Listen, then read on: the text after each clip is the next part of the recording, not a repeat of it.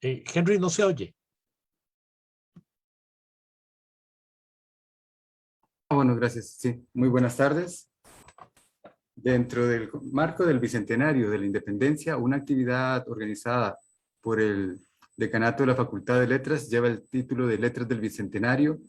Forma parte de esta iniciativa la exposición, la disertación, hoy a cargo del doctor Emanuel Mora, titulada La enseñanza del latín en la Casa de Enseñanza de Santo Tomás en el Valle Central de Costa Rica en la primera mitad del siglo XIX.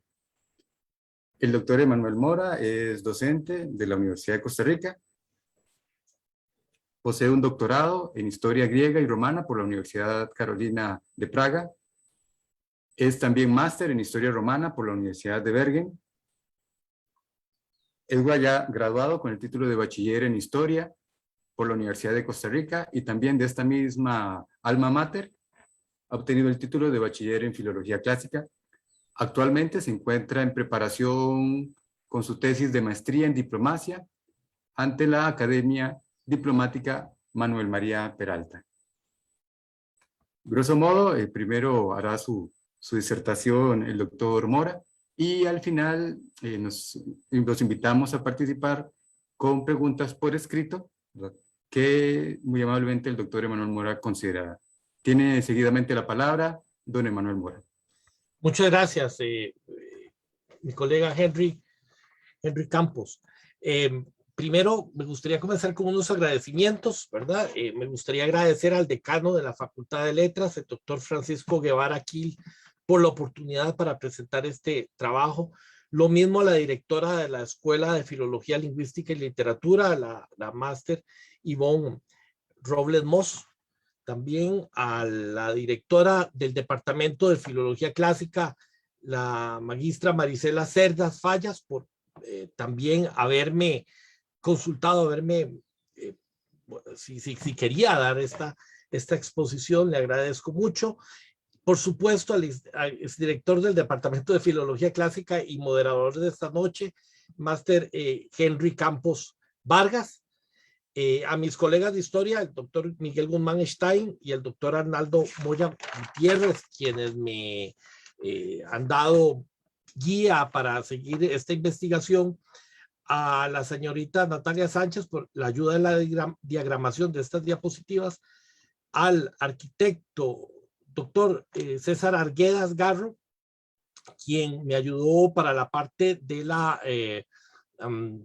estructura física de la Universidad de Santo Tomás y los modelos que ustedes verán pronto, y también al señor Joseph Rivera de Audiovisuales, que es el que está llevando a cabo esta transmisión. Muy bien, vamos a pasar directamente, sin más, a las diapositivas que tengo acá y las voy a compartir. Muy bien. Primero que todo, para recordar, este es un avance de investigación, no es algo que está concluido. Hay muchos espacios, muchas lagunas que quedan por investigar, pero de eso se trata, ¿verdad? Presentar lo que hasta el momento se ha hecho. Muy bien, una pequeña introducción. La enseñanza del latín, recordaremos que fue una parte integral de la educación occidental, y en la Edad Media constituyó una parte integral de lo que se conoce como los studium generale, ¿verdad? El trivium, ¿verdad? Que tenía sobre todo la parte de las letras, ¿verdad? La gramática en primer lugar, donde se aprendía a leer y a escribir el latín, ¿verdad? La lógica, ¿verdad? Donde se aprendía a razonar lo que uno escribía, y la retórica, donde uno aprendía a persuadir con el discurso. Que junto al quadrivium, ¿verdad?, que era la parte de los números, la aritmética, la geometría, la música y el rey de las ciencias, que era la astronomía para la época, pues formaban esto que habíamos comentado anteriormente. El latín obviamente se asocia a la educación de Occidente, ¿verdad?, con las universidades desde un principio, ¿verdad?, de la Universidad de Bolonia, ¿verdad? El latín fue la lengua internacional, ¿verdad?, de comunicación, la lengua en la que se escribían los libros más importantes del conocimiento hasta el siglo XVIII, era la lengua internacional y de diplomacia hasta el siglo XVII, e incluso en el siglo XIX, por ejemplo, el Parlamento húngaro sesionaba, al principio sesionaba en latín, ¿verdad? Entonces imagínense ustedes la importancia. Newton escribió sus obras en latín, era una lengua sumamente importante y lo sigue siendo para el entendimiento de gran parte del conocimiento de Occidente. América llega en el siglo XVI, se enseña en todas las universidades de la América Española, comenzando por la Universidad de Santo Domingo, fundada a principios del 16, y la Universidad de México, etcétera, etcétera. La situación de la enseñanza de latín en la Casa de Santo Tomás, de enseñanza de Santo Tomás en el Valle Central de Costa Rica durante la primera parte del siglo XIX es entonces el objeto de este avance de investigación. Pregunta de investigación. ¿Cuáles son las características de la enseñanza del latín y de sus actores, verdad? Tanto maestros o preceptores, como se llamaba en la época, preceptores de latinidad, y de sus alumnos en el Valle Central de Costa Rica entre los años de 1800 y 1853, ¿verdad? Escogemos esta fecha, ¿verdad? 1800, ¿verdad? Es el comienzo del siglo XIX, y 1853 es el momento de apertura de la Universidad de Santo Tomás, ¿verdad? Que es un momento que también considero que va a ser importante para la modificación de la enseñanza del latín en Costa Rica.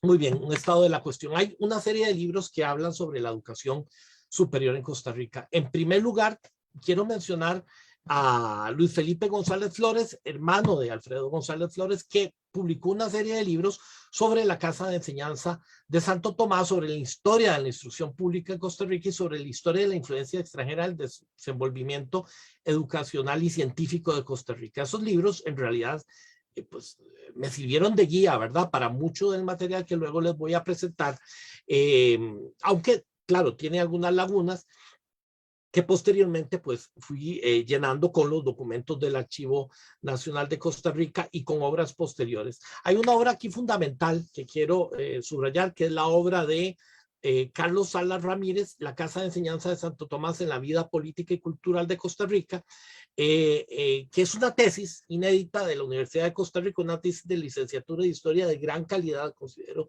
del año 1982, y en la cual da muchísimas referencias sobre la enseñanza en términos generales en la casa en la casa de enseñanza, ¿verdad? En la casa de Santo Tomás. Hay otros libros, ¿verdad? El del Bachiller Osejo, y hay otras obras que tomé como referencia. Este artículo de Eduardo Madrigal es de una época anterior, sin embargo, me dio una idea de cómo estaba la educación anterior en Costa Rica durante toda la época colonial, y para saber efectivamente que el latín también se enseñó durante toda la época colonial anterior a la fundación de la Casa de Enseñanza de Santo Tomás. Antecedentes. Para hablar de los antecedentes de la Casa de Enseñanza de Santo Tomás, porque es importante ponerlo en contexto, hay que hablar del plan o mencionar el plan de instrucción pública de los Borbones, ¿verdad? Está basado en las mismas reformas borbónicas del rey Fernando VI y de Carlos III a mediados de la segunda parte del siglo XVIII. Y por supuesto de la Constitución de Cádiz de 1812, ¿verdad? Que impulsaban pues la educación local, e impulsaban precisamente con ese ambiente que hay de la ilustración, que luego se va a ver reflejado, ¿verdad? La palabra ilustración incluso en los documentos que van a ser emitidos en Costa Rica en la década de 1830, etcétera. Todo eso viene desde esta época, ¿verdad? Ese es el origen, ¿verdad? Las mismas reformas borbónicas y la Constitución de Cádiz, que tendrá que ver con los cambios que se estaban dando en España a partir de las invasiones napoleónicas. Y precisamente como resultado de la misma Constitución de Cádiz, que estimulaba al gobierno local a dar educación de primeras letras, no dice específicamente latín. Ahora vamos a ver una diapositiva donde salen las Constituciones de Cádiz. El mismo Seminario Conciliar de San Ramón Nonnato, que había estado abierto en el siglo XVII, ¿verdad? Hay un artículo muy interesante de la historiadora Carmela Velázquez sobre esto, ¿verdad? Y en el cual se enseñaba gramática, o sea, latín, ¿verdad? Equivalente, ¿verdad? Hablar de gramática es equivalente a hablar latín. Pues esto se va a convertir en la Real Universidad de León en 1812 precisamente, ¿verdad? Vean ustedes que la Casa de Enseñanza de Santo Tomás se abre 2 años después, tanto de la Constitución de Cádiz como de la apertura de la Universidad de León. Esto es muy importante, puesto que muchos de los sacerdotes de la provincia de Costa Rica, así pegado, porque así se escribía en una buena parte, ¿verdad?, de la colonia, como los presbíteros José Arguedas, Joaquín García, ¿verdad? José Arguedas, ¿verdad? Originario de Heredia, ¿verdad? Joaquín García de Cartago, Joaquín Flores, ¿verdad? Ellos habían sido educados precisamente en esa universidad, en esa Real Universidad de León. Veamos, esto es de la Constitución de Cádiz, el título 9 de la Nación Española y de los españoles. Vean ustedes el capítulo del título 9, esos 2 capítulos rápidamente. Capítulo único, artículo 366. En todos los pueblos de la monarquía se establecerán escuelas de primeras letras en las que se enseñará a los niños a leer, escribir y contar. Y el catecismo de la religión católica, que comprenderá también una breve exposición de las obligaciones civiles, que es el estudio de las constituciones, ¿verdad? Sería una especie de... Aquí me puede, por supuesto, corregir el profesor Henry Campos, ¿verdad? De derecho constitucional, ¿verdad? Por decirlo así, ¿verdad? Y vean ustedes que aquí no se menciona, en ningún momento no se menciona el estudio de la gramática, ¿verdad? No se menciona el estudio del latín. Y luego dice en el artículo 367, asimismo se arreglará y creará el número competente de universidades y de otros establecimientos de instrucción que se juzguen convenientes para la enseñanza de todas las ciencias, ¿verdad?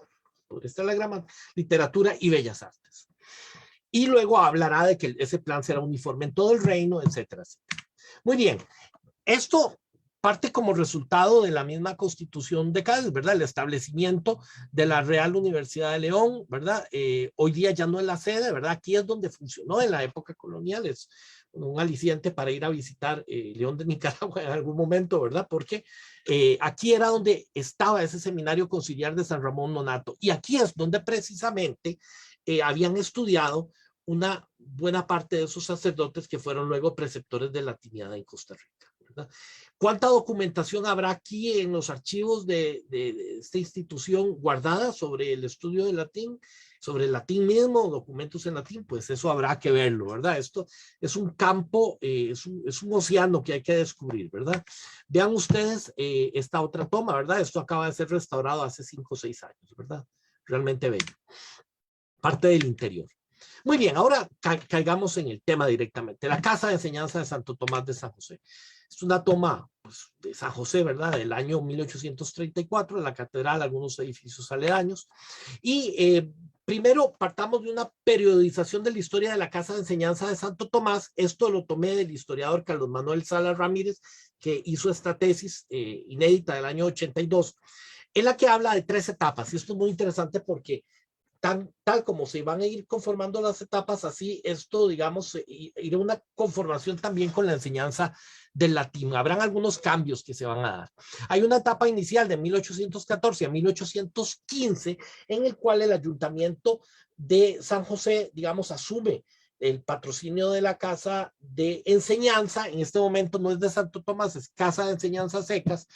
Y pues sucede que como el rey Fernando VII vuelve al trono, pues abole la Constitución de Cádiz, y aquí entonces la Casa de Enseñanza queda, digamos, sin la protección o el patrocinio que había tenido del Ayuntamiento o Municipalidad de San José. Lo que sucede entonces es que el obispo de la diócesis de Nicaragua, Costa Rica, García Jerez, él toma el patrocinio, se hace cargo. Y esto es lo que se llama la etapa, o lo que ha denominado Salas Ramírez, la etapa confesional, que va de 1815 a 1822. Y posteriormente vendrá una etapa laica. Eso no quiere decir que la educación religiosa se dejara, pero sí hay una etapa en la cual, digamos, en esta etapa se abandonan algunas de las cosas que se habían enseñado antes, digamos, no en su totalidad, pero en parte, como es el estudio del latín, el cual compartirá, digamos, espacio junto a lenguas, como llaman ellos, lenguas útiles, llamados, digamos, francés, inglés, ¿verdad? Eso ya lo veremos cuando lleguemos a esa etapa. Muy bien. Esto es muy importante, la Real Providencia de 1803, en la cual se concede el título de ciudad a Villanueva de San José, ¿verdad? Se la premia por su fidelidad y precisamente de aquí es donde arranca, ¿verdad? Esta Real Providencia, la idea o la intención, ya que San José es ciudad, de hacer una institución de educación, ¿verdad? Pues para esta nueva ciudad. Evidentemente, ¿verdad? Hay ¿por qué no se hace en Cartago y se hace en San José? Lo discutía con mi colega Arnaldo Moya hace un par de días. Bueno, habría que ver, ¿verdad? ¿Por qué se hace? ¿Verdad? Por distintas razones podrían ser. Eso lo podemos discutir luego. Y bueno, estas son de los primeros documentos que se emiten, ¿verdad? Con el fin precisamente de establecer la casa de enseñanza, ¿verdad? Y aquí hablan de la cátedra de gramática, ustedes lo pueden ver, se puede leer aquí en la parte de abajo del documento, de filosofía, de sagrados cánones, de teología moral, etcétera. ¿Verdad? Estos son los papeles sellados, como ustedes pueden ver, van a ir cambiando. Esto es muy interesante para los que no han visto los documentos de la época, ¿verdad? Cómo el sello va cambiando, ¿verdad? De acuerdo al gobierno que está. Muy bien. Hablemos del espacio físico, porque esto es importante. ¿Dónde comienza a funcionar esta casa de enseñanza? Muy bien, en un primer momento comienza a funcionar en el edificio de la factoría de tabacos, entre 1814 y 1817. El factor de tabacos es Mariano Montealegre, que está muy a favor de la casa y deja que en parte de la factoría, ¿verdad? Se hagan las clases de la casa de enseñanza, en cuenta las clases de gramática o latinidad. Lo interesante de esto, ¿verdad? Es que el espacio, digamos, por supuesto, no era el más conveniente, pero al menos había un espacio para hacer las clases. Sin embargo, desde Guatemala se envía una orden cuando se enteran de que está funcionando una escuela ahí, que ya los muchachos no pueden seguir ahí, la casa no puede seguir ahí, que eso es solo para tabacos. Entonces, ellos, en teoría, pues se tienen que abandonar este edificio, pero en 1815, cuando la iglesia, sobre todo el obispo García Jerez, ejerce, digamos, la protección sobre la casa, entonces él logra que, que se deje ahí a la escuela, ¿verdad? Hasta tanto, digamos, no se construya, digamos, un edificio. Y esto es lo que pasa. En 1816 ya nos encontramos, este es el plan original que está en el Archivo Nacional, ahí está el documento complementario colonial, 49 días, en donde se establece cómo era la casa de enseñanza. Y vean ustedes que aquí están las divisiones realmente de las materias que se daban. Escuela de leer, porque la casa de enseñanza de Santo Tomás era un poco una escuela primaria y también era un poco una escuela secundaria. Vean ustedes que el aula más grande las medidas están en varas, ¿verdad? Una vara son como 0,98 metros. Vean ustedes que esta escuela de leer era el aula más importante. Luego había una escuela de escribir, ¿verdad? El aula de la escuela de escribir más pequeña. Había una clase de cánones o moral, había una clase de filosofía y había una clase de gramática. Este es el lugar donde se enseñaba el latín, en esta clase. Interesante, ¿verdad? Que podamos saber dónde era que se enseñaba. Y vean ustedes, aquí hay 3 habitaciones, no sabemos para qué eran, probablemente algunas eran para, como habían castigos físicos, como lo anotan las constituciones de 1823, tal vez ahí se encerraban algunos estudiantes mal portados, ¿verdad? De la época. Así era como lo establecían los estatutos. Y luego, aquí hay una sala, oficinas, ¿verdad? Sala del vicerrector, ¿verdad? El rector, etcétera. Y esto es una capilla, ¿verdad? Esta es la capilla que estaba dedicada a la Virgen del Carmen y esta es la parte del oratorio, ¿verdad? Donde se sentaba la gente, el presbiterio, ¿verdad? Donde está el altar, etcétera, y la sacristía. Esto obviamente estaban unidas, ¿verdad? Tenía acceso por el lado sur, la capilla, y por acá la escuela había un acceso del lado norte. Parece que había una puerta que clausuraron en algún momento, porque los estudiantes, que eran solo hombres, esto hay que anotarlo y subrayarlo muy bien, parece ser, dice así el documento, que se distraían con las mujeres que pasaban afuera, ¿verdad? Esta es una anécdota. Muy bien. Entonces, bueno, muy bien. Y vean ustedes, aquí procedí con el doctor Arguedas, ¿verdad? El arquitecto, que es primo mío, por cierto, a ver cómo podía haber sido esta casa. Y él encontró este edificio en San Ramón, ¿verdad? Que probablemente vean que tiene una planta parecida, ¿verdad?, a lo que tal vez pudo haber sido la casa de enseñanza, ¿verdad? Le tomó algunas fotos, estuvimos discutiendo, y luego él montó, ¿verdad?, luego de discusiones y conversaciones sobre esto, digamos, y algunas suposiciones que él mismo hizo, por ejemplo, la fachada, ¿verdad?, que no se tiene prueba de que existiera, etcétera. No nos vamos a detener mucho de esto porque podríamos hablar por 20 o 30 minutos sobre esto, pero pues montó digamos, un modelo de tercera dimensión, ¿verdad?, de esto. Y este es el resultado. Este es el resultado. Vean ustedes que no era, se ve mucho mejor que en el plano, ¿verdad? No era nada pequeña, era bastante grande, ¿verdad? Y aquí lo podemos ver muchísimo mejor, ¿verdad?, en esta perspectiva, ¿verdad? Esta es la clase de gramática. Vean el patio que tenía. Y vean ustedes esta otra perspectiva. Aquí tienen esta otra con el techo. Y tienen pues, los barrotes, ¿verdad?, que son típicos de la arquitectura colonial y neocolonial costarricense, ¿verdad? Pues tampoco los planos lo dicen, tampoco los planos hablan sobre el techo.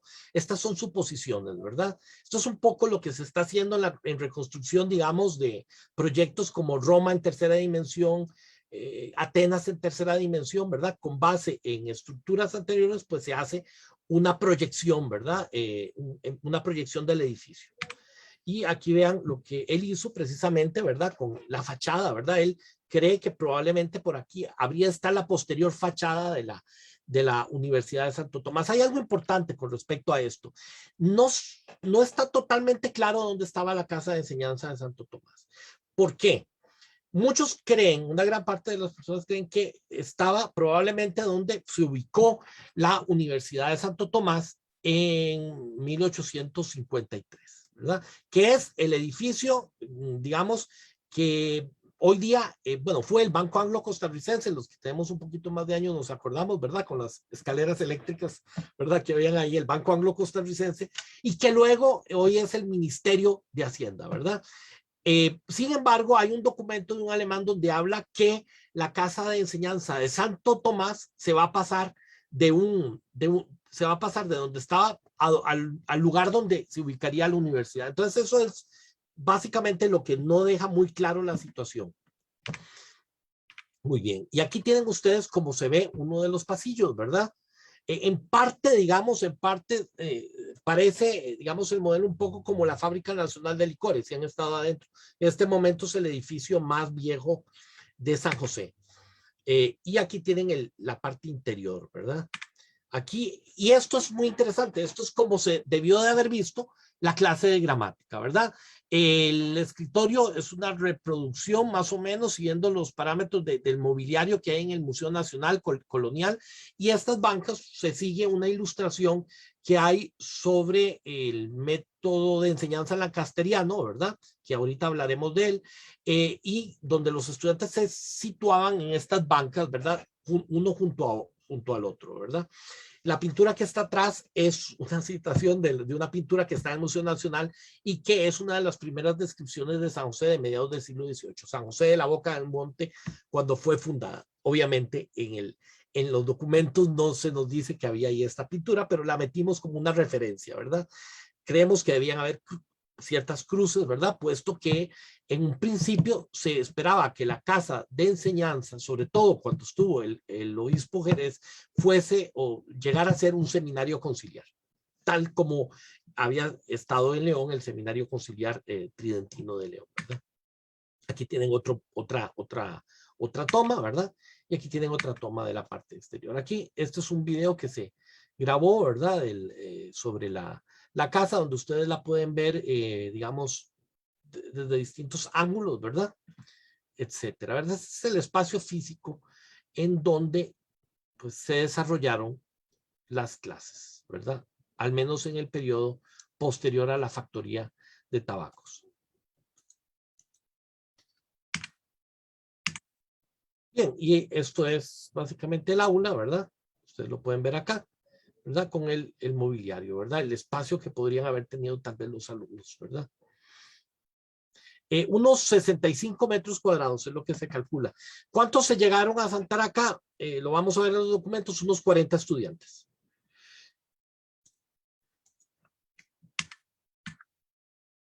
Aquí tenemos esta información que les estoy dando, unos 40 estudiantes de espacio de 45 por 6,70 metros, unos 65 metros cuadrados.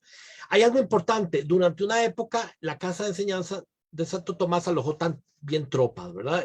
Un cuartel del ejército, se convirtió en un cuartel del ejército.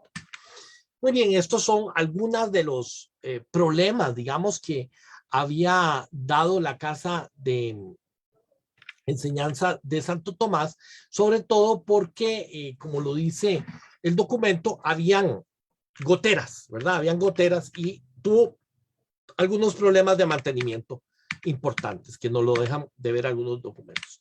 El método, algo sobre el método que se usaba de enseñanza en la Casa de Santo Tomás, es este método que no lo encontré directamente en los documentos. De hecho, lo encontré en una cita de de Luis Felipe González Flores, en donde habla que el método que se usaba era el método de Corcuera.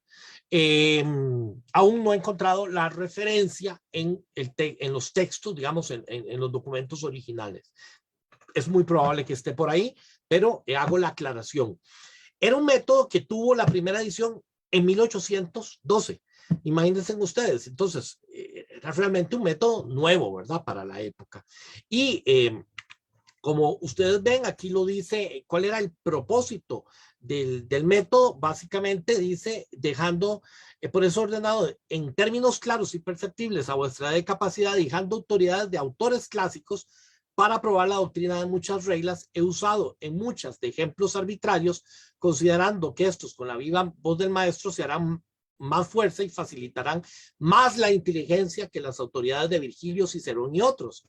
Y pues, comprendidas las reglas por este medio, fácilmente entenderéis los autores clásicos para entender las dificultades de estos. A facilioribus est incipendum, ¿verdad? O sea, las cosas más fáciles, ¿verdad?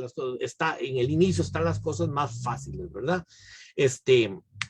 Y vean ustedes ¿cómo se llama? Algunas páginas del método, ¿verdad? En el método no hay ejercicios. No encontré ejercicios. Tampoco encontré textos en latín para traducir, ¿verdad? Básicamente siguen estas reglas. Luego le pedí a mi colega, el profesor Henry Campos, ¿verdad? Que pudiera hacer tal vez algunas acotaciones de este método, ¿verdad? Y lo veremos al final.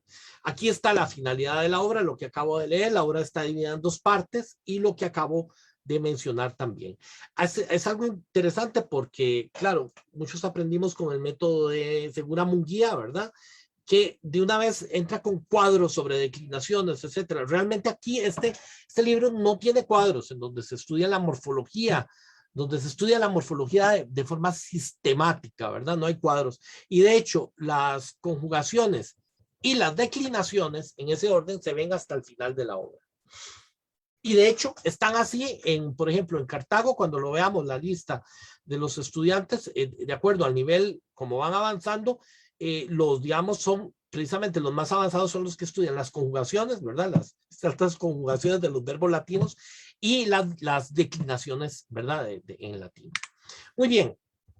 Intentamos encontrar esta obra y tal vez algunas otras, tal vez diccionarios, etcétera, en la biblioteca de la Universidad de Santo Tomás. Y encontramos algunas que tienen que ver con autores clásicos en esta lista de 1859, incluso de griego, ¿verdad? Incluso algunas obras, digamos, de Cicerón, etcétera.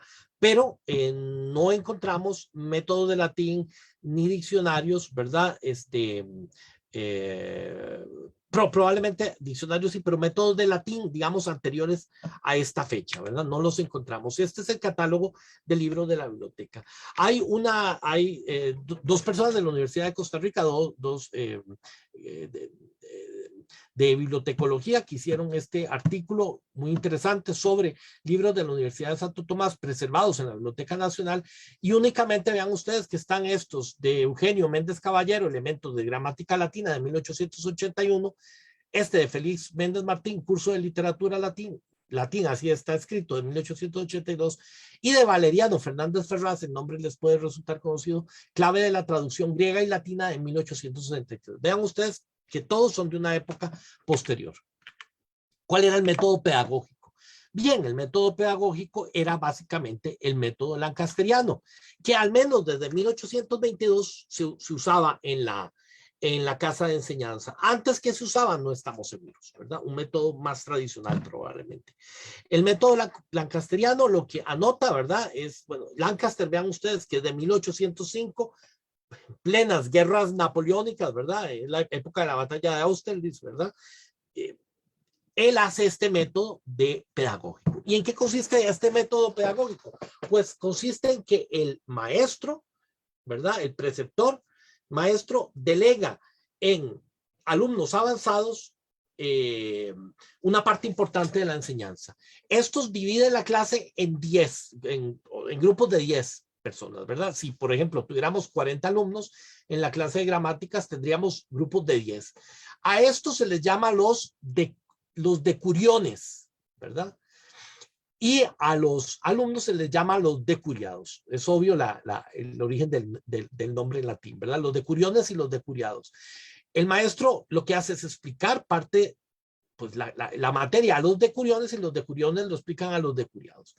El maestro hace un tiempo de hora de clase general, pero no es el tiempo mayor. El tiempo mayor lo hacen los decuriones con los decuriados, los estudiantes avanzados con los menos avanzados. Y aquí ustedes tienen algunas de las citas, ¿verdad? Donde habla precisamente esto del método lancasteriano. Estas diapositivas las voy a pasar rápido, ¿verdad? Porque pues ya más o menos he explicado el método. Estas citas las he tomado y traducido del método de Lancaster, ¿verdad? Y los beneficios, ¿verdad? Que él habla del método, etcétera. Muy bien. Esto, como les digo, es desde 1822. Ahora sí, hablemos de las personas, hablemos de los preceptores. ¿Quiénes eran los preceptores de latinidad en la casa de enseñanza de Santo Tomás? Hay algo que quiero aclarar. Existieron preceptores de latinidad antes también y luego me encontré un nombre fuera de la casa de enseñanza de Santo Tomás. Se siguió enseñando fuera de la casa de enseñanza de Santo Tomás gramática. Pero estos son los que tenemos registrados como preceptores de la casa de enseñanza de Santo Tomás, preceptores de latinidad, excepto uno, que es el presbítero Francisco Chavarría, que lo encontramos antes de la fundación, ¿verdad?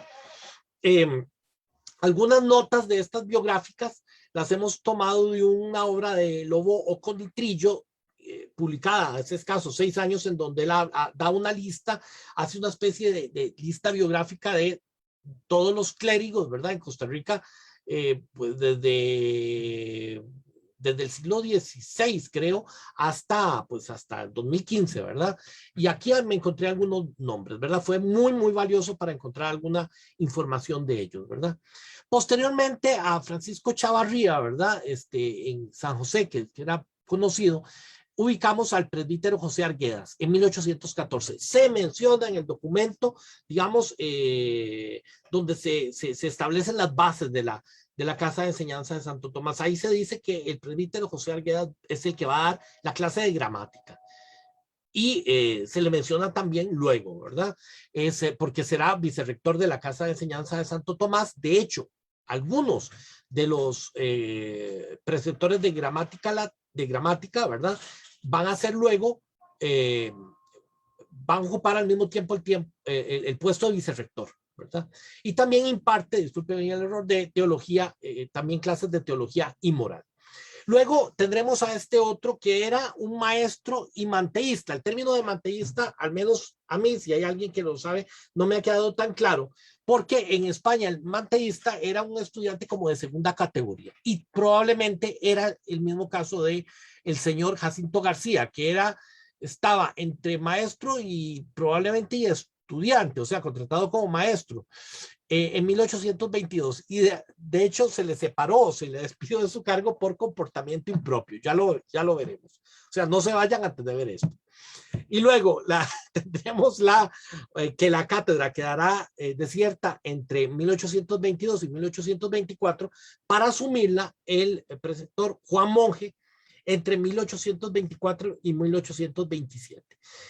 El caso de Juan Monje es muy interesante porque él va a pedir, él pide pues al ayuntamiento que se le pague lo que se le adeuda, ¿verdad? De clases, no le han pagado.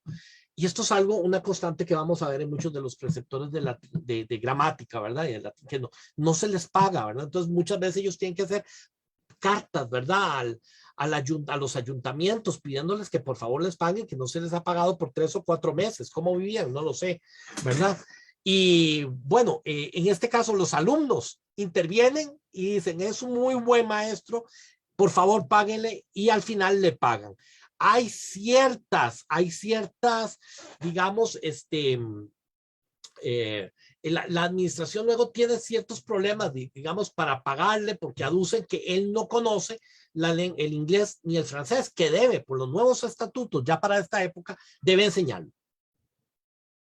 Pero bueno, al final le pagan, que eso es lo importante para el señor Juan Monge y para los estudiantes que lo querían mucho.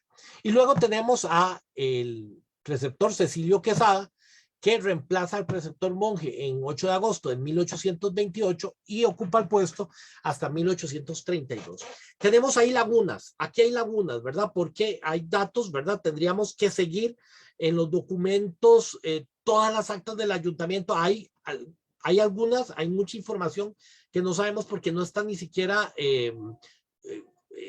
convenientemente anotada, ¿verdad? Y puede ser que esté entre otros documentos, no lo sabemos. Eso es una tarea que hay que hacer. Sin embargo, ya para 1839 tenemos la figura de Vicente Herrera Celedón. El nombre les puede resultar conocido y efectivamente es ese mismo. Fue presidente provisional o provisorio de Costa Rica. Este que fue estudiante de la Casa de Enseñanza de Santo Tomás, vean que ya habían pasado 25 años desde la fundación de la Casa de Enseñanza, ¿verdad? Él asume la cátedra de gramática castellana y latina, así lo dice. No sabemos en qué momento se comenzó a enseñar gramática castellana en la clase de gramática, o es que precisamente esto es lo que podríamos hablar luego, ¿verdad? El método tal vez tendía precisamente a la gramática también castellana, pero bueno, eso es lo que hablé un poco antes con el profesor Campos, ¿verdad? Pero no está claro, ¿verdad? Dice la cátedra de gramática castellana y latina, y aquí no se habla del inglés ni del francés. ¿Será que ya habían desistido, ¿verdad? De tener preceptores que hablaran también inglés y francés? No está claro. Es el último preceptor de gramática de la Casa de Enseñanza de Santo Tomás y será el primero de la Universidad de Santo Tomás. Por supuesto, tuvo un papel destacado también en Derecho, ¿verdad? Y aquí tenemos una foto que encontré en el Archivo Nacional de un retrato al óleo de Vicente Herrera. Muy bien, rápidamente vamos con los estatutos. Vamos a ver cómo estoy con el tiempo. Muy bien. Vamos a ver los estatutos. Hay distintos estatutos o constituciones que se dan desde 1815 hasta 1843. En el tiempo en que se funda la casa en 1814, en este periodo inicial de 1814 a 1815 no tenemos nada. Luego tenemos en 1815 estas constituciones en la etapa, digamos, confesional de la Casa de Enseñanza de Santo Tomás, pero estas constituciones no las tenemos directamente, las tenemos por referencia en un documento. Ahí se habla de esas constituciones, pero el documento de momento no está. Y luego tenemos, estos sí que están, y ustedes los verán en unas fotos, están los estatutos de 1822 y los estatutos de 1823. Luego vendrán dos decretos, uno de 1824 y otro de 1825 que añaden algunos aspectos a esto de la Casa de Enseñanza. Y posteriormente el decreto 11 de 1843 de José María Alfaro y del doctor Castro Madrid, que precisamente convierten la Casa de Enseñanza de Santo Tomás en Universidad de Santo Tomás. Estatutos de 1815. Vamos a notar únicamente lo que es, digamos, pertinente para lo que estamos tratando. Dicen así: previenen en dichas ordenanzas que se guarde en los estatutos el orden de latinidad, filosofía, sagrados cánones, derecho real y teología moral. Y también apuntan a don José Arguedas como catedrático de gramática, así lo dice. Entonces vean ustedes, gramática, latinidad, ¿verdad? No mencionan las dos palabras se intercambian, ¿verdad?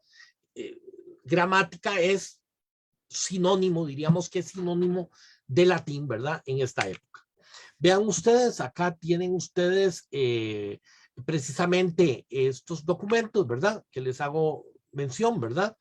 Donde precisamente aquí se menciona estos estatutos de 1815. Aquí ustedes lo pueden ver, ¿verdad? Ordenanzas que guarden en los estudios el orden de latinidad. Aquí están, lo ven ustedes aquí la palabra, y aquí más abajo, donde se designa con el cargo de catedrático de gramática a don José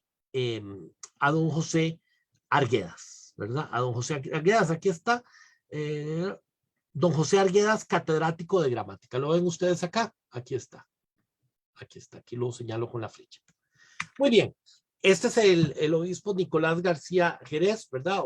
Obispo de la diócesis de Nicaragua y Costa Rica de 1810 a 1825. Muy bien, de estos estatutos seguirá, ya entraremos en la etapa, digamos, laica de la universidad, en donde se emite el segundo reglamento y en donde el horario de clases de gramática será casi idéntico a los estatutos que veremos en 1823 y los veremos un poquito más a fondo, ¿verdad? Y también habla que todos los maestros respectivamente darán explicación o lección de historia, sagrada o profana, todos los jueves del año entre las 7 y 8 de la mañana, y de catón, de constitución o policía el sábado las mismas horas. Esta cita me creó un problema, puesto que en una transcripción que había visto lo traducen como lo transcriben, perdón, como latín, pero viendo bien el documento más a fondo y discutiéndolo con mi colega Miguel Guzmán Stein, ¿verdad? Llegamos a la conclusión, él llegó a la conclusión rápidamente que era catón, y comparándolo luego con el de 1823, efectivamente, no es latín. Entonces eso aclara una serie de problemas que teníamos, ¿verdad? Que aquí lo dice. Y luego, por supuesto, aquí se habla de gramática, se habla de latín, ¿verdad? Lo mismo, no lo aclara el documento, siempre suponemos que gramática es igual a latín. Y aquí ustedes tienen el documento en cuestión, ¿verdad? Estatuto de 1822. Y ahí tienen, vean, particularidades de la clase de gramática. Ahí lo tienen, capítulo 4. Y lo dice, perdón, muy bien, ¿verdad? Todas las particularidades. No lo he transcrito porque el de 1823 en mucho se parece. Estos son los estatutos de 1823. Y vean ustedes aquí si lo transcribí, ¿verdad? Y lo que ustedes están viendo acá es básicamente ese sistema de Lancaster. Vean ustedes, reunidos los niños de esta clase muy temprano de la mañana, harán media hora de estudios. Probablemente ese era el preceptor, aunque no lo dice, con los alumnos más avanzados. Y ahí viene toda la división, ¿verdad? En horas. Yo hice una tabla para verlo de una forma más fácil, ¿verdad? Sobre los ejercicios, etcétera, que hacen. Muy bien. Y vean ustedes, por ejemplo, en las constituciones de Cádiz, volvamos a esta figura, vean ustedes donde tampoco, ¿verdad? Se habla del sistema de Lancaster, pero vean ustedes ahí alumnos avanzados explicándole a alumnos menos avanzados. Tal vez de una u otra forma es un reflejo, ¿verdad? De este sistema de Lancaster, ¿verdad? No lo sabemos, ¿verdad? Acuérdense que los ingleses pasaron por España en las guerras napoleónicas, ¿verdad? Tal vez algo de esto trajeron, ¿verdad? Influencia en los liberales, ¿verdad? Los que hicieron la Constitución de Cádiz. No lo sabemos. La Constitución de Cádiz no lo aclara. Aquí es esta tabla, vean ustedes cómo era el horario de clases. Bastante intenso, diría, ¿verdad? Vean, gramática, esta de 6 a 7, probablemente el maestro y los decuriones. Esto va de lunes a viernes. Hay una pausa de 7 a 8. Probablemente salían a ese patio grande que habíamos visto. Luego, de 8 a 9, los decuriones explican a los decuriados y hacen un ejercicio mutuo. Y luego, de 9 a 10, el maestro explica a los de su cargo construcciones. ¿Construcciones de qué tipo? Pues gramaticales, probablemente, ¿verdad? Construcciones gramaticales. Luego, había una clase general, ¿verdad? Lo que llamaríamos una clase magistral, ¿verdad? Por media hora. O sea, de 10 a 10 y media, donde él le daba, el preceptor le daba la clase a todos y había un descanso. Y luego de 11 a 12 había una hora de estudio. De 12 a 1 no dice, suponemos que era hora de almuerzo. ¿Dónde almorzaban los estudiantes? Si es que almorzaban, yo creo que sí. En el patio se habrán traído algo de la casa o irán a las casas. Acuérdense que San José no era tan grande en esa época. De hecho, se llamaba clases a veces sonando la campana de la capilla. Entonces, imagínense lo que podía, desde dónde podía escucharse, ¿verdad? Esto. No lo sabemos. Hay algo importante que se me olvida decirles, haberles dicho. Cuando se funda la Universidad de Santo Tomás, perdón, la Casa de Enseñanza de Santo Tomás en 1814, se invitan incluso a muchachos de Pacaca, por ejemplo, de Villanueva, que sería Alajuela, y de un par más de localidades, ¿verdad? A que vengan a las clases. Obviamente, imagínense, de Escazú, creo, de Acerrí también, ¿verdad? De Acerrí, me acuerdo. Y vean ustedes que para ir y venir de allá, ¿verdad? Pues no era muy fácil, ¿verdad? En aquella época, ¿verdad? ¿Qué real, digamos, impacto pudo haber tenido esta invitación? De momento no lo sabemos. Si, digamos, hubieran venido muchachos de ahí, pues habrían tenido que hacer la hora de almuerzo probablemente dentro de la casa de enseñanza junto a otros estudiantes. No lo sabemos. Y luego de 1 a 2 hay una hora de estudio. De 2 a 2:30, un descanso. Y luego, de 2:30 a 3:30, hay una explicación de los decuriones a los decuriados y hay un ejercicio. Luego, de 3:30 a 4, hay un ejercicio mutuo. El maestro hace también construcciones gramaticales, ¿verdad? Y luego explica los de su cargo por separado. Eso dice el documento. Y luego de 4 a 4:30 hay una clase general, de nuevo, es la otra media hora de clase magistral. En total, veamos que tienen 1 hora en realidad nada más de clase magistral. Y luego a las 5 de la tarde los niños regresan de acuerdo a la estación del año a la casa. Obviamente sabemos que oscurece más tarde o más temprano, ¿verdad? No podían trabajar con luz artificial, ¿verdad? Ya lo sabemos. Y al golpe de las oraciones, ¿verdad? Y esto se repite, vean, lunes, martes, miércoles, jueves y viernes. Los jueves ellos tenían una clase de historia sagrada o profana, con todos los maestros, ¿verdad? Iban a esa clase. Y el sábado había una clase de Catón, ¿verdad? Era un método, ¿verdad? De lectura de la época, ¿verdad? Y de constitución o de policía, lo dice con S, ¿verdad? Probablemente de política, ¿verdad? En la que acudían todos. Luego había doctrina religiosa por la tarde los sábados. Y el domingo, los terceros y cuartos domingos de mes, había misa.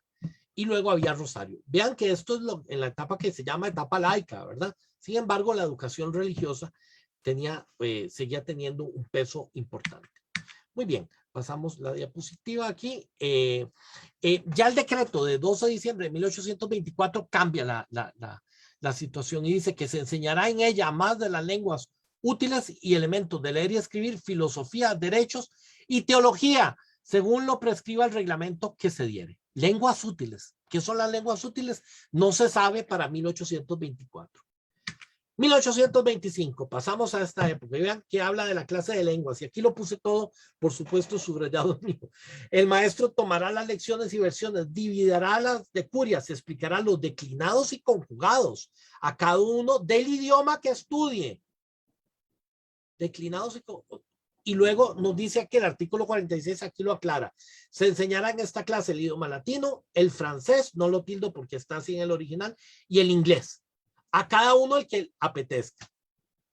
Después pagarán caro esto, porque fíjense ustedes que ya en la época posterior, cuando se llega a dar derecho, hay estudiantes que no pueden leer en latín, ¿verdad?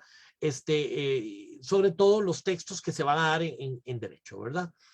Y esto luego, en el artículo 47 dice, se usará el castigo de descenso en el asiento y nota en la lista en los defectos de las lecciones, ¿verdad? En los de asistencia, etcétera, etcétera. Ya son medidas disciplinarias, obviamente. Y esto es un esquema de esta tesis que les he hablado ya varias veces, donde se pone al maestro de lenguas, ¿verdad? Bajo el vicerrector, ¿verdad? Esto es un organigrama de cómo era la universidad de la época, un rector, vicerrector, que normalmente era el mismo, maestro de lenguas era el vicerrector, ¿verdad? Tesorero, secretario, etc. Razón de su estudio. Un documento de la época. Vean qué interesante. Aquí hablan que hay algunos muchachos que no están yendo a la clase de latín. Y vean qué interesante, dice, de que por otra razón de que solo se veían asistir a dicha clase, y lo pongo con C, insisto, es la ortografía de la época, con unos 6 niños del campo. Vean qué interesante, ¿verdad? No habla solamente de San José, hay del campo. Bueno, podrían ser de muy cerca de San José, ¿verdad? Que era campo. Por haberse creído entonces que la gramática latina solo era útil para los que quisiesen ordenarse e inútil para lo demás, pero habiendo mejorado notablemente la opinión pública en favor de la latinidad, por el convencimiento de esto, solo es útil y necesario para optar al sacerdocio, sino también para el estudio de las leyes en general.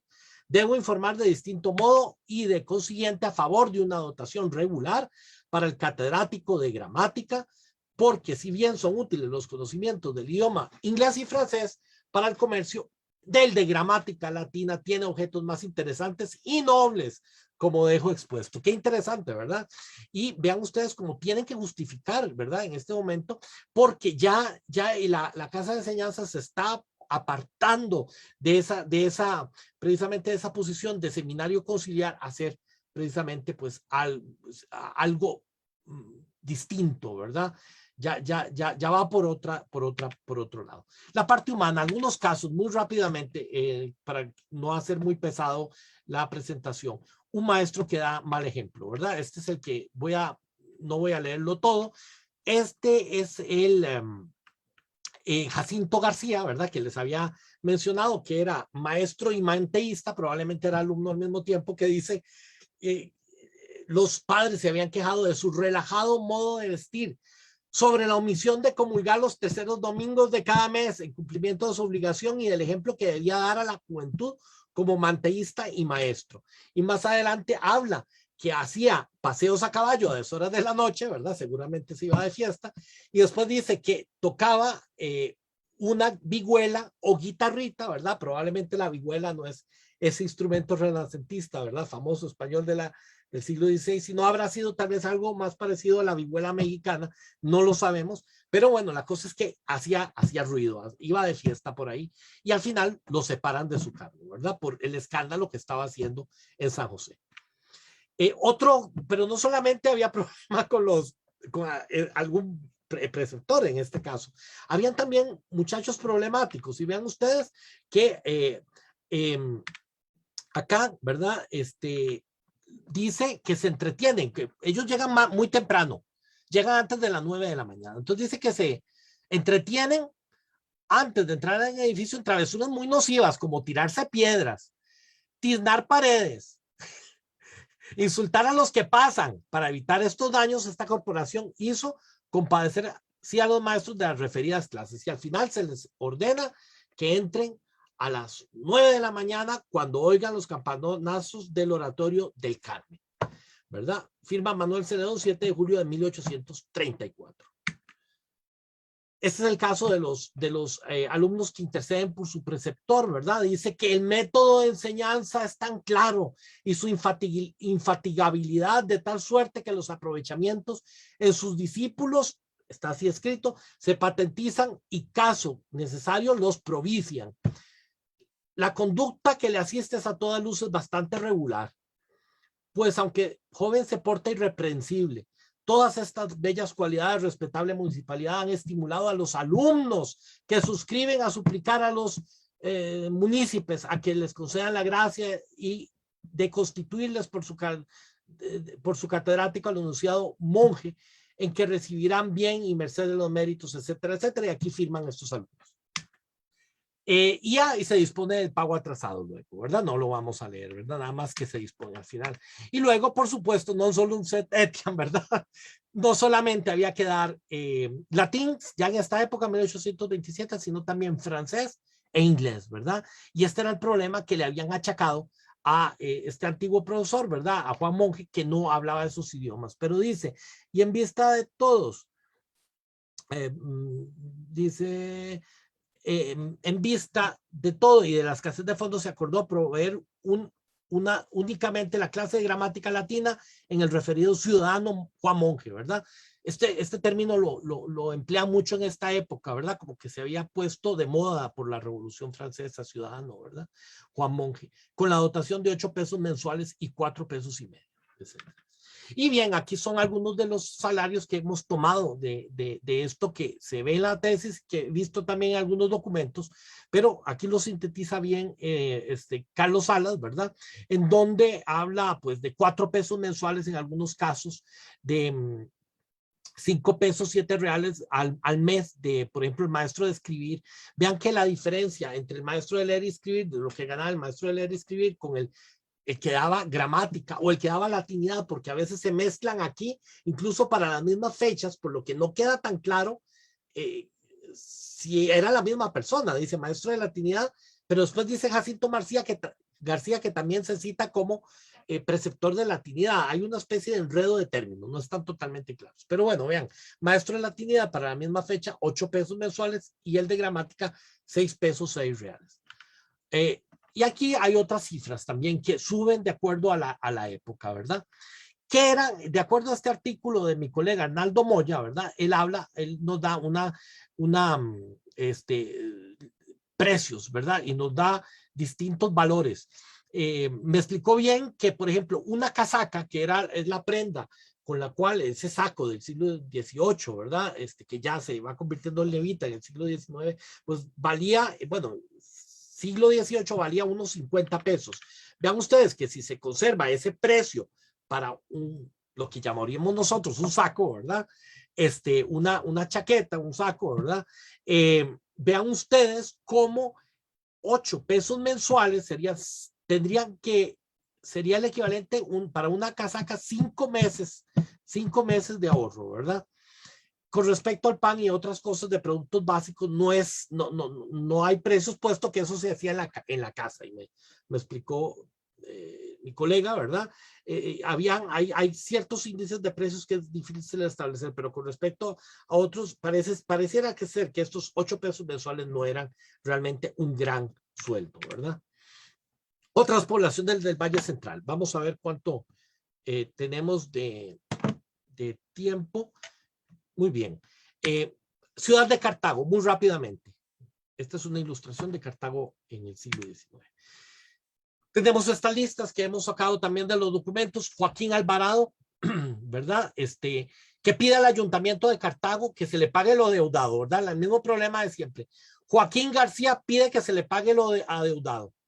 Luego, sabemos que Anselmo Llorente, el que va a ser luego obispo de Costa Rica, es nombrado. Y eso es interesante, porque él es preceptor de latín y luego, pues me voy a encontrar en la década de los 1850, cuando ya él es obispo, él tiene una interesante correspondencia en latín, pero ya son 20 y pico de años después. Luego tenemos a Rosa Montiel, que no sabemos si es hombre o es mujer. Rosa Montiel. Si fuese mujer, sería la primera preceptora de latín de que tenemos noticia en Costa Rica. No sabemos, esto hay que aclararlo. Y dice, ella o él escribe a la Municipalidad de Cartago para informar que el salón de la Iglesia de la Soledad, que es donde se daba la clase de latín, está en muy malas condiciones. Y probablemente por eso renuncia, no lo sabemos, no lo hemos visto todavía en ningún documento.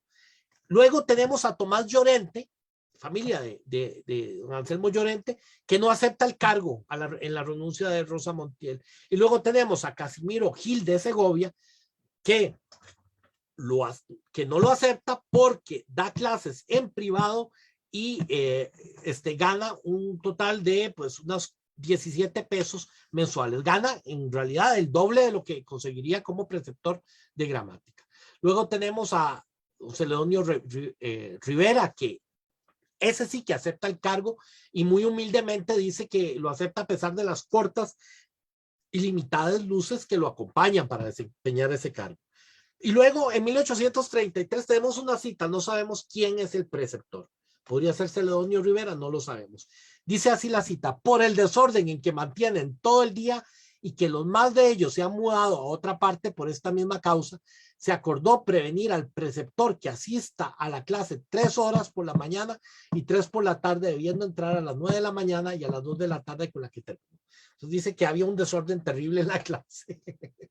Y luego, por último, tenemos al presbítero Francisco Calvo, también de nombre conocido, muy conocido, que donde da una serie de listas, en realidad de 1849, porque hoy mismo fui al archivo a rebuscar algunas otras cosas y me encontré una lista de 1849, una tercera lista de las que tengo. Rápidamente, 2 fotos, Monseñor Anselmo Llorente y La Fuente, que fue preceptor de latín en Cartago, y el padre Francisco Calvo, que fue capellán del ejército de Costa Rica en la guerra del 56. Muy bien, este es el primer documento que tenemos, al menos del siglo XIX, que hemos encontrado, que es de Joaquín Alvarado, que pide el dinero, como lo habíamos dicho. Únicamente lo voy a pasar rápidamente. Algo sobre Joaquín de Alvarado, algo interesante, que nos dice Lobo Comitillo que la sacristía durante la guerra de Ocho Morbo se montó la fábrica de cartuchos. Entonces fue un hombre, digamos que bastante activo, probablemente políticamente. Si es que coincide con este José Joaquín de Alvarado Ruiz, con este don Joaquín de Alvarado. ¿Será la misma persona? Yo creo que sí. Hay otro preceptor sin sueldo que habíamos hablado, de Joaquín García, que también pide que se le pague lo adeudado. Aquí está el documento. El nombramiento de Anselmo Llorente como preceptor de latín en 1827.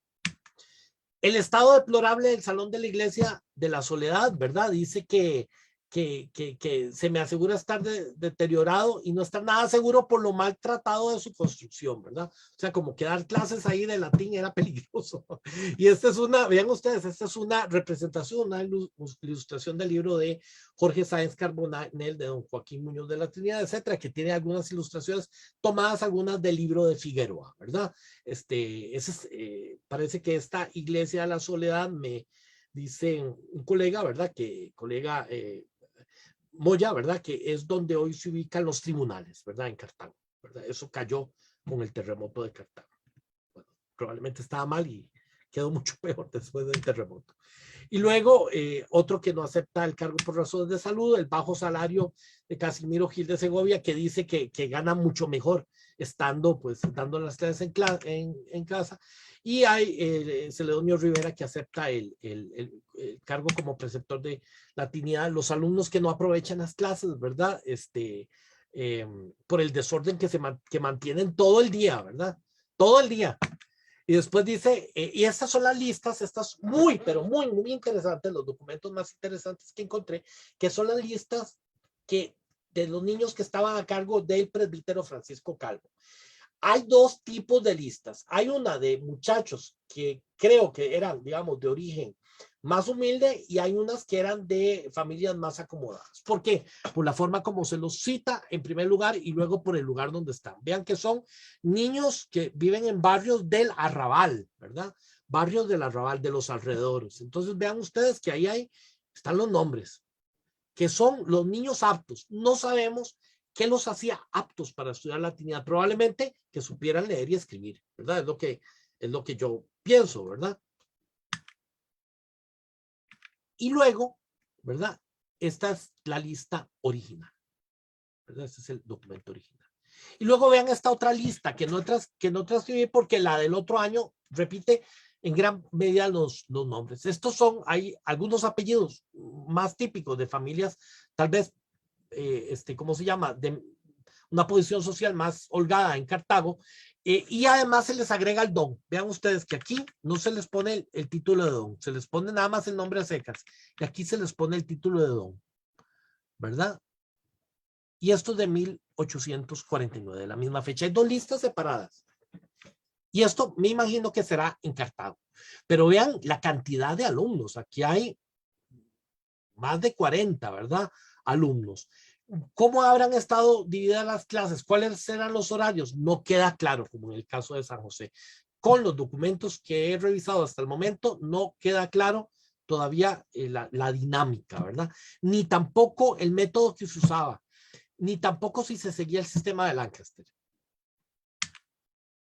Y aquí ya está transcrito, ¿verdad? Vean ustedes que habla de una clase, segunda clase en mínimos, que serán mínimos gramaticales probablemente. Tercera clase, lo que hablamos, conjugados, conjugaciones en latín. Y cuarta clase, vean, en declinaciones. Esto era ya, y es interesante porque al menos el libro de Corcuera trata las declinaciones al final y las digamos, las conjugaciones como antes de las declinaciones. Y aquí sigue la lista, ¿verdad? Ustedes pueden ver ahí los nombres, ¿verdad? Los nombres. Muy bien. Y aquí está, este es el original. Ese es el original, ¿verdad? Con todas las anotaciones.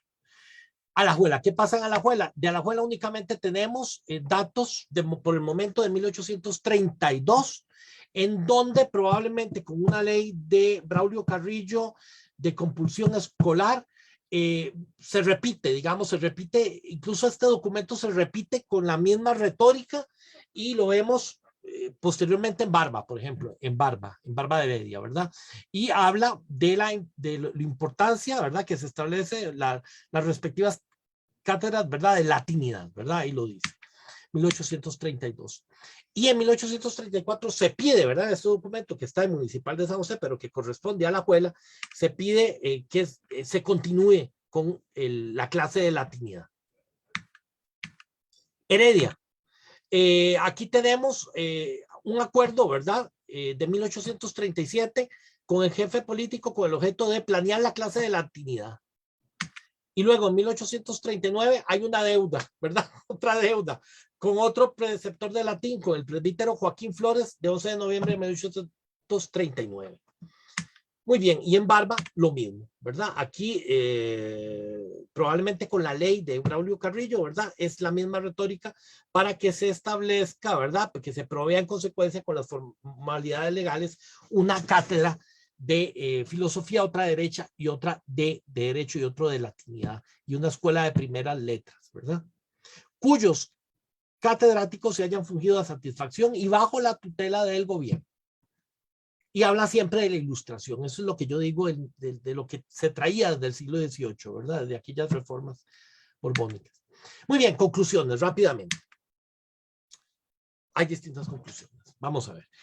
La enseñanza de latín en el Valle Central de Costa Rica entre 1800 a 1850 se da a través de maestros individuales y también de una casa pública, digamos, registrada, que es la Casa de Enseñanza de Santo Tomás.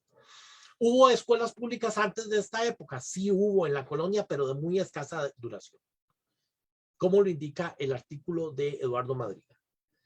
Segundo, conocemos el método de latín usado para la Casa de Enseñanza de Santo Tomás, de acuerdo a esto que nos agrega González Flores, que es que el método de Corcuera de 1812. Es un método muy moderno, ¿verdad? Para la época. Y luego, el método pedagógico lancasteriano se implanta en Costa Rica de una forma muy temprana, porque viendo un artículo sobre la escuela lancasteriana en México y en América Latina, vean ustedes las fechas, la de Haití, 1816, parece ser que no prosperó, pero se hizo ahí en un primer momento, pero en México en 1822, fecha en la que la tenemos documentada en los estatutos de 1822 de la Casa de Enseñanza para la gramática. Para la gramática o latín. Entonces era un método muy de avanzada. Vean ustedes Argentina 1818, etc. Tercero, las condiciones físicas de los centros de enseñanzas que conocemos variaban de acuerdo al sitio y el periodo que estudiamos. Claro, entre la factoría de tabacos, la Casa de Enseñanza de Santo Tomás, ¿verdad? Propiamente el edificio, hasta la Iglesia de la Soledad, eso es lo que tenemos registrado. Más allá no sabemos otros centros. Los maestros provenían básicamente del clero. Eran mal pagados con excepción de la Casa de Enseñanza luego de los estatutos de 1832, en la que se le paga muchísimo más porque ahora desempeñan el cargo de vicerrector. Desde el decreto 23 de 1825, el preceptor de latín debía enseñar también gramática inglesa y francesa, cosa que no se cumplió siempre, que sepamos. No está claro desde cuándo se enseñó gramática castellana, disculpen, gramática castellana. Séptimo, la enseñanza de latín no dio los resultados esperados, en parte por el debilitamiento de la misma enseñanza de latín al agregar estas otras dos lenguas. Eso es lo que creemos. Las deficiencias se dejan ver cuando en la década de los 1830 se abre la cátedra de Derecho y entonces se pide que los alumnos reciban esos textos de derecho en castellano, puesto que no los pueden leer en latín. Las clases de latín se impartían al menos en Cartago en la década de 1830 alumnos de clases sociales distintas, tal vez separados, ¿verdad? Muy probablemente separados, ¿verdad? Porque hay esas dos listas, muy probablemente eran separados. En San José se apuntan diversos grupos con predominio de los de la ciudad de San José, ¿verdad? Digo, la provincia de San José, ¿verdad? La ciudad de San José, lo que luego fue la provincia de San José. Las mujeres no eran admitidas en la casa de enseñanza, ¿verdad? Todo esto que hemos hablado es solamente enseñanza de hombres. Se ha podido establecer una lista temporal de preceptores tanto en Cartago como en San José. La información en el resto del Valle Central es dispersa y hasta difusa, ¿verdad? 10. Una buena parte de los preceptores de latinidad eran sacerdotes educados, en primer lugar en el Seminario Conciliar de León. Posteriormente hubo laicos que fueron educados en la misma casa de enseñanza de Santo Tomás, ¿verdad? Y luego 4 preceptores, con último punto, de latinidad destacan posteriormente en la vida pública de Costa Rica. Monseñor Anselmo Llorente y Lafuente, que ya lo comentamos. El presbítero Joaquín Flores, diputado varias veces al Congreso. El doctor Vicente Herrera, que fue presidente provisional de Costa Rica, y el doctor Francisco Calvo, que fue también capellán, ¿verdad? Capellán del ejército, y que tuvo una obra benéfica y caritativa muy grande, ¿verdad? En Costa Rica. Muy bien. Y bueno, aquí tenemos algunas tareas, ¿verdad? Muy rápidamente. Toda la época anterior a 1814, ¿verdad? Hay que estudiarla más a fondo, ¿verdad? Ver si encontramos algo sobre textos en latín, etcétera. Debe estudiarse a fondo los documentos entre 1814 y 1853. Hay lagunas de información. No lo he podido cubrir todo, evidentemente, con digamos, estos meses que he estado en investigación en el archivo. La época posterior a 1853 es interesantísima porque tiene, digamos, una rica bibliografía y además es promisoria porque hay una, digamos, una sofisticación en el estudio, probablemente del latín y de los estudios clásicos en general. Incluso encontré algunos libros en alemán, ¿verdad? De la época que hablan sobre ciencia de estudios de la antigüedad, ¿verdad? Y libros de textos de autores latinos y griegos, etcétera, etcétera. Debería hacerse un estudio de las fuentes existentes en Nicaragua, ¿verdad?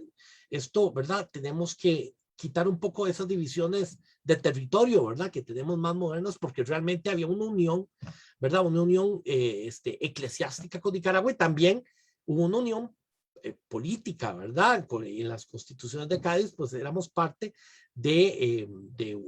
¿cómo se llama? De una diputación provincial con Nicaragua, aunque seguimos dependiendo en justicia, en cuestiones militares, ¿verdad? De Guatemala, ¿verdad? Pero todo era parte, digamos, del mismo virreinato de la Nueva España, ¿verdad? Con estas subdivisiones, ¿verdad? Y por último, debería hacerse esto ya algo aparte, un estudio de la enseñanza del griego clásico, ¿verdad? Que se da en Costa Rica, creo, ¿verdad? Al menos desde la reforma educativa de Mauro Fernández. Este es todo otro campo, ¿verdad? Muy interesante. Muy bien, algunas fuentes primarias no son todas las que tengo, ¿verdad? Vean ustedes, mucho del complementario colonial municipal de San José, Alajuela, etcétera, ¿verdad? Y algunas fuentes secundarias, ¿verdad? Que tenemos acá y que ya cité cuando vimos todo el estado de la cuestión, ¿verdad? Muy bien, entonces nada más me resta darles las gracias por la atención prestada. Bueno, muchísimas gracias, más bien a usted, don Emanuel, por compartirnos los resultados de este avance de investigación, sumamente enriquecedor, ¿verdad? Y muy atractivo. Tenemos, bueno, ahora, si gustan hacer alguna pregunta, pueden formularla por escrito, se los agradeceremos para poder atenderlo. Tenemos aquí una. Primero, agradecen, ¿verdad? Y lo felicitan por Muchas gracias.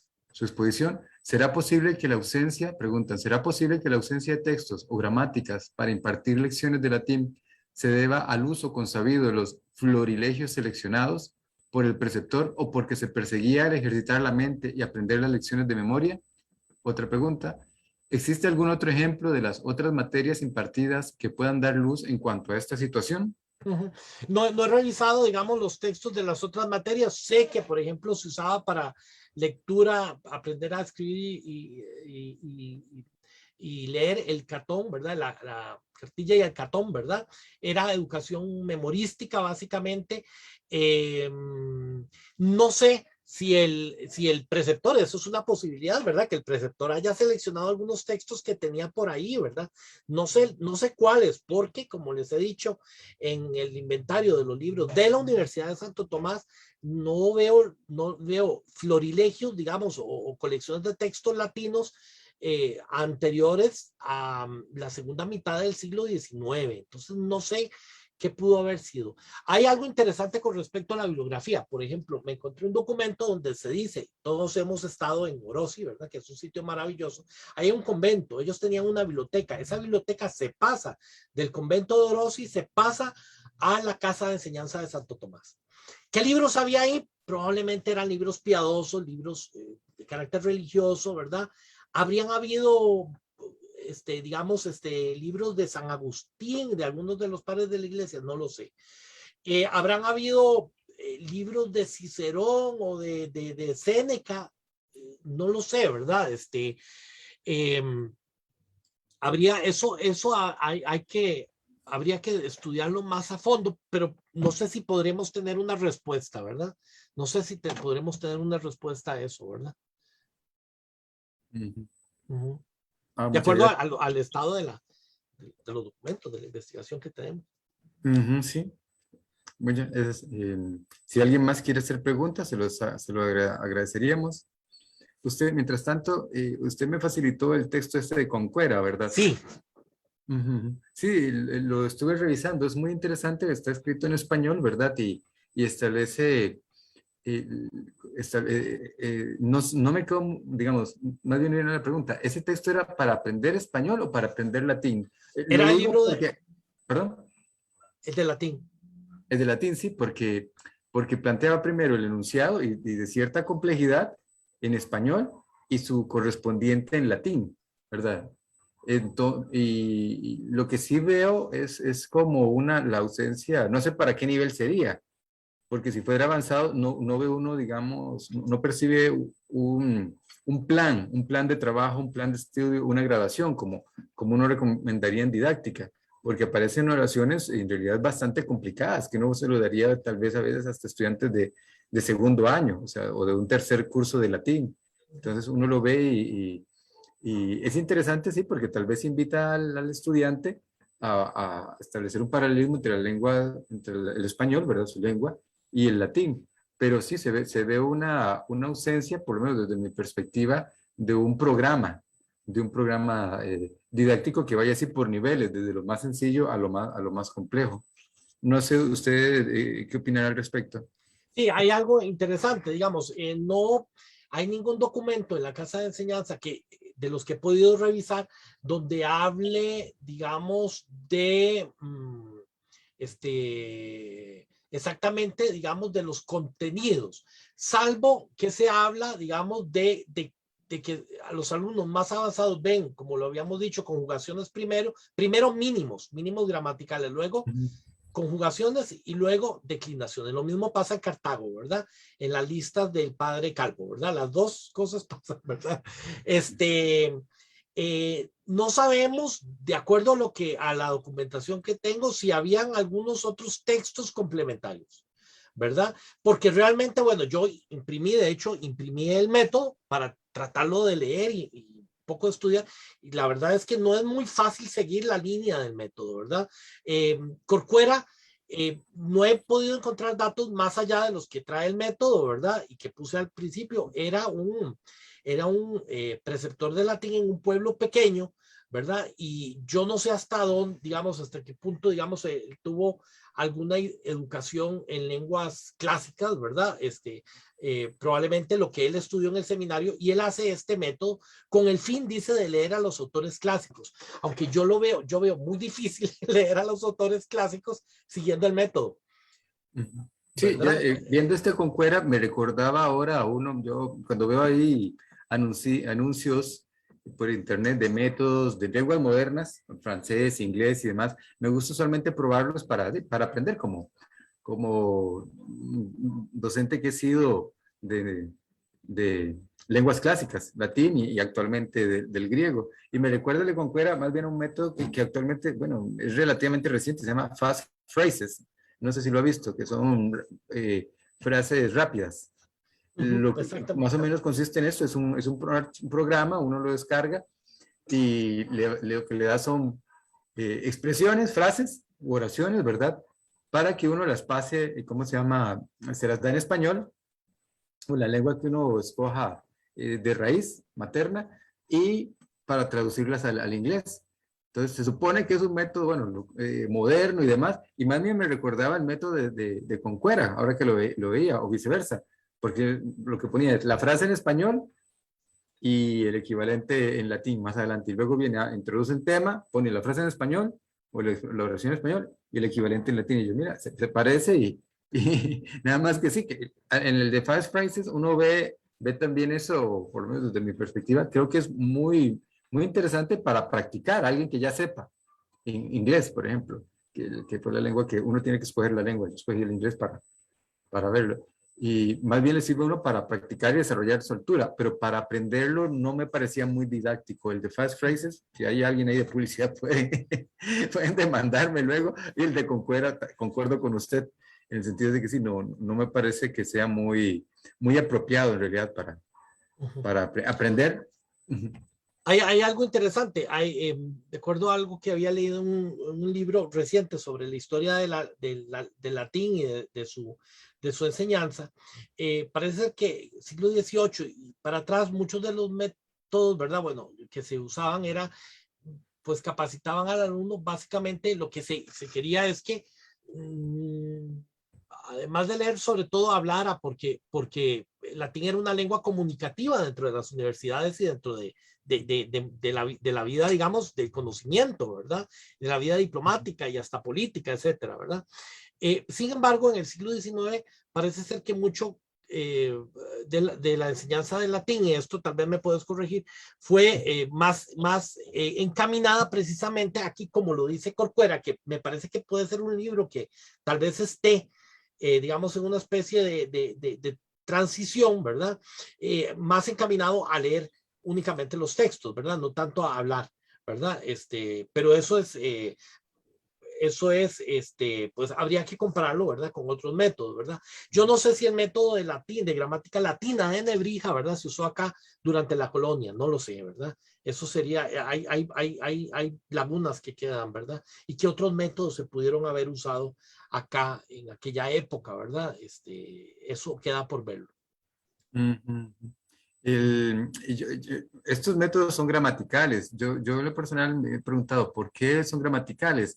Ahí leyendo y buscando, me parece que la posible respuesta, curiosamente, se remonta al Renacimiento carolingio. En el Renacimiento carolingio se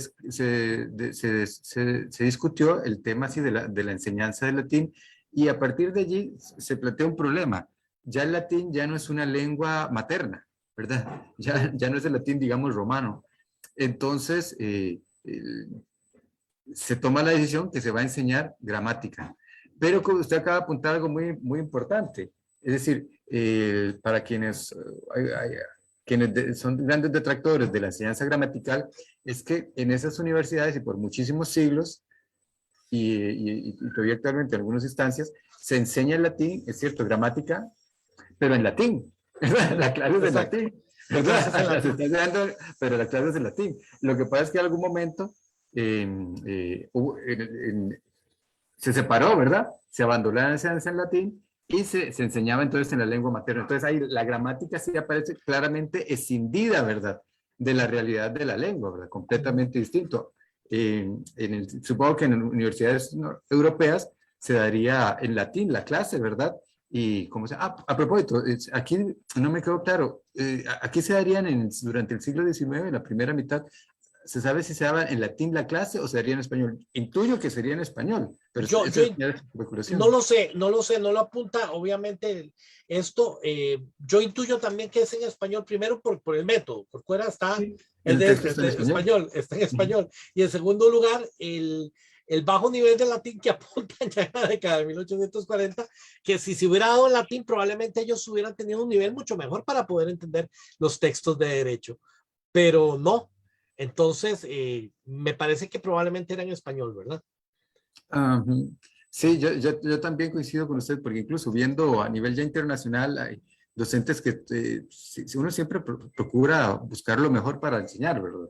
Entonces, hay docentes que están tratando de enseñar las clases de latín en latín. Y he visto, sí, que incluso gente muy bien formada y demás, que explican que tienen grandes problemas para explicar la gramática latina en latín, ¿verdad?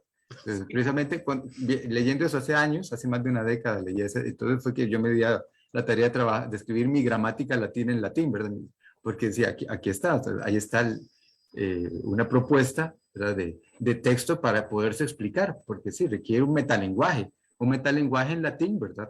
Que por cierto, el metalenguaje es casi transparente, el léxico, gran parte del léxico gramatical que usamos viene del latín.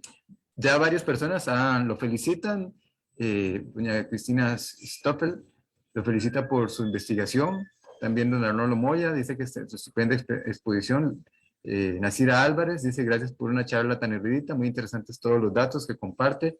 Don Muchas gracias. Arnaldo Moya Gutiérrez nos hace un apunte. Dice, el arrabal en Cartago durante la colonia se refiere al que después va a ser el barrio El Carmen, al norte de la ciudad. Ujú, ujú. Sí, Entonces, sí. el profesor Moya él conoce, él creo que hizo hasta una guía de la Cartago colonial, ¿verdad? De los cementerios en la Cartago colonial, etcétera. Él conoce muy bien, él es de Cartago, ¿verdad? Y me aclaró muchos de los puntos, ¿verdad? Efectivamente, ¿verdad? Son puntos de barrios periféricos, ¿verdad? Son barrios periféricos, ¿verdad? Los arrabales, ¿verdad? Es una palabra como que se usó, pues, ¿verdad? Parece ser, pero ya no se usa hoy en Costa Ah, Rica, ya, ¿verdad? ya. Eso da más Eso, como ah. Argentina. Sí, sí. Ujú, ujú. Está sumamente interesante.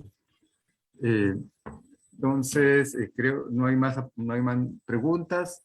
Les agradeceríamos entonces a quienes nos han seguido su tiempo, su dedicación. Eh, Muchas gracias, don Emanuel, ¿verdad? Y, Muchas gracias. nuevamente, ¿verdad? Y lo felicitamos por su exposición. Los invitamos dentro de esta celebración del Bicentenario, ¿verdad? Y esta iniciativa del Decanato de la Facultad de Letras. Mañana, ¿verdad? Jueves a las 5 de la tarde, también habrá una especie como mesa redonda, ¿verdad? Son varios expositores, entonces quedan cordialmente invitados y nuevamente muchas gracias a todos y a todas, ¿verdad? Y esperamos que hayan disfrutado. Hasta luego. Muchas gracias.